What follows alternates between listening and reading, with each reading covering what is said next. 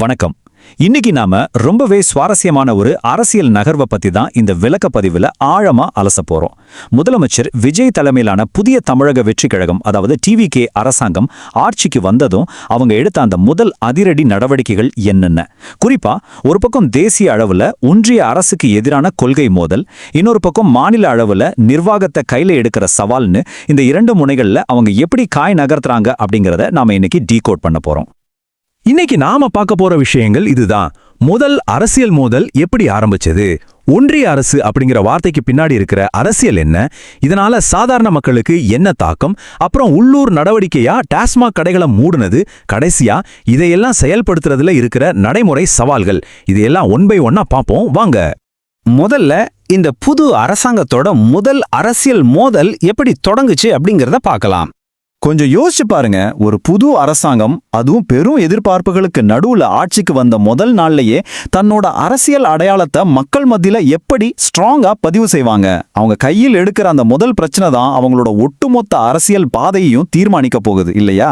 டிவிக்கே அந்த அடையாளத்தை எப்படி உருவாக்குனாங்கன்னு இப்ப பாப்போம். இங்க தான் அவங்களோட அந்த பிரஸ் ரிலீஸ் நம்பர் 001 வெளியாகுது.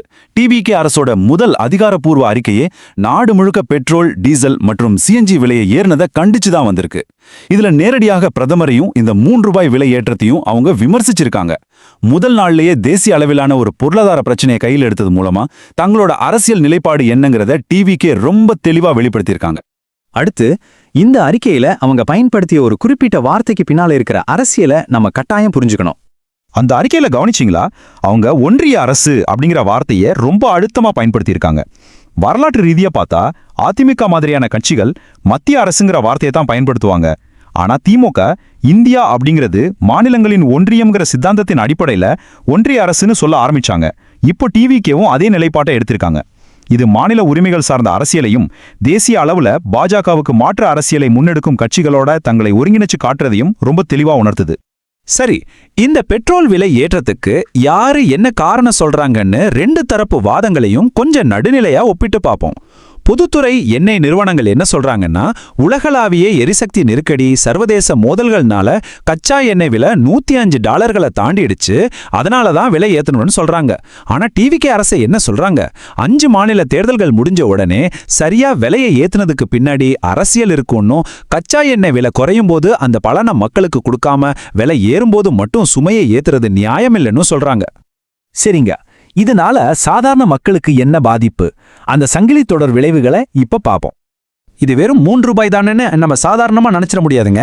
இந்த ₹3 ஏற்றம் 2 வீலர்ல வேலைக்கு போறவங்களோட மாதாந்திர பட்ஜெட்ல ஆரம்பிச்சு வாகனங்களுக்கு இஎம்ஐ கட்டிக்கிட்டு கேப் ஓட்டுற ஓட்டுநர்கள், பயணிகள் கிட்ட கட்டணம் பேசி வண்டி ஓட்டுற ஆட்டோக்காரர்கள்னு பலரையும் நேரடியா பாதிக்குது.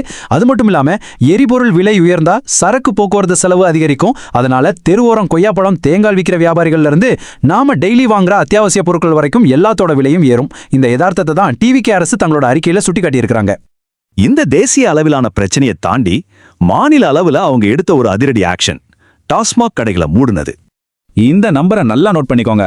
தமிழ்நாடு முழுவதும் கிட்டத்தட்ட 4765 டாஸ்மாக் கடைகள் இருக்கு. அதுல பள்ளிகள், கல்லூரிகள், அப்புறம் வழிபாட்டு தலங்களுக்கு ரொம்ப பக்கத்துல இயங்கி வந்த 77 கடைகளை உடனடியாக மூடுறதுக்கு டிவிகே அரசு உத்தரவு போட்டிருக்காங்க. சமூக பிரச்சனைகளை சரி செய்வதற்கான ஒரு நேரடி உள்ளூர் நடவடிக்கையா இது பார்க்கப்படுது. உடனே டாஸ்மாக் கடைகளை மூடுறது இதுதான் முதல் முறையான்னு கேட்டா கண்டிப்பா கிடையாது. 2016ல ஜெயலலிதா அவர்கள் 500 கடைகளை மூடினாங்க. 2017ல எடப்பாடி பழனிசாமி அவர்கள் 500 கடைகள், அப்புறம் 2023ல மு.க. ஸ்டாலின் அவர்கள் 500 கடைகள்னு மூடியிருக்காங்க. இப்போ டிவிகே அரசு 77 கடைகளை மூடியிருக்கு. ஆனா இதுல கவனிக்க வேண்டிய விஷயம் என்னன்னா, கடைகளை மூடுறதோட மட்டும் நிக்காம 21 வயசுக்கு கீழே இருக்கிறவங்களுக்கு மது விற்கக்கூடாதுங்கிற விதியையும் கடைகளுக்கான இருப்பிட விதிகளையும் ரொம்ப கண்டிப்பா அமல்படுத்துறதுல அவங்க அதிக கவனம் செலுத்துறாங்க. ஆனா கொள்கை அளவுல இதெல்லாம் நல்லா இருந்தாலும் களத்துல இதையெல்லாம் செயல்படுத்துறதுல இருக்கிற யதார்த்தமான சவால்கள் என்னென்ன? ஒரு உத்தரவை போட்டா மட்டும் பத்தாது, அதை சரியா செயல்படுத்தணும்ல. இங்கதான் ஒரு சிக்கல் வந்துச்சு. டாஸ்மாக் உரிமையாளர்கள் சங்கம் ஒரு குற்றச்சாட்டு முன்வைக்கிறாங்க. அதிகாரிகள் ரொம்ப அவசரமா செயல்பட்டு நிஜமாவே விதிகளை மீறிய கடைகளை விட்டுட்டு எந்த விதியையும் மீறாம சரியா இயங்கி வந்த சில கடைகளை தவறாக மூடிட்டதா சொல்றாங்க. ஒரு நல்ல நோக்கத்தோட போடப்பட்ட உத்தரவை அவசர கதியில அமல்படுத்தும் போது எப்படிப்பட்ட நிர்வாக குழப்பங்கள் வரும் அப்படிங்கிறதுக்கு இது ஒரு நேரடி உதாரணம். இதுதாங்க நிஜமான கள நிலவரம். டிவிகே அரசுக்கு ஒரு மாற்றத்தை கொண்டு வரணுங்கிற நல்ல பொலிட்டிக்கல் இன்டென்ட் இருக்கலாம், அதற்கான அரசாணையை ஒரே நாள்ல பிறப்பிச்சிடலாம். ஆனா பல வருஷமா இருக்கிற அதே ஐஏஎஸ் அதிகாரிகள், அதே போலீஸ், அதே பழைய சிஸ்டத்தை வச்சுக்கிட்டு இந்த புது அரசியல் வேகத்துக்கு ஈடு கொடுத்து ஒரு திட்டத்தை 100% சரியா செயல்படுத்துறதுங்கிறது ஒரு மாபெரும் சவால். சிஸ்டத்தை ஒரே ராத்திரியில மாத்திர முடியாதுங்கிறத இந்த நிகழ்வு நமக்கு ரொம்ப தெளிவா உணர்த்துது. நாம இந்த விளக்கப்பதிவோட இறுதிக்கு வந்துட்டோம். இப்போ உங்களுக்கான ஒரு சிந்தனை. ஒரு புது மாற்றத்தை அறிவிக்கிறது ரொம்ப ஈஸி. ஆனா பல வருஷமா வேரூன்றி இருக்கிற இந்த பழைய அரசாங்க அமைப்பை அந்த மாற்றத்தை நோக்கி சரியா செயல்பட வைக்க முடியுமா? தேசிய அளவுல ஒன்றிய அரசுக்கு எதிரான கொள்கை மோதல் ஒரு பக்கம், மாநில அளவுல அதே பழைய அதிகாரிகளை வச்சுக்கிட்டு புது நிர்வாகத்தை கட்டமைக்கிற சவால் இன்னொரு பக்கம். இந்த ரெண்டு முனைகள்லயும் டிவிகே அரசு எப்படி பயணிக்க போகுதுங்கிறத பொறுத்திருந்து தான் பார்க்கணும். இத பத்தி நீங்க என்ன நினைக்கிறீங்க? தொடர்ந்து இணைந்திருங்கள். அடுத்த பதிவில் சந்திப்போம்.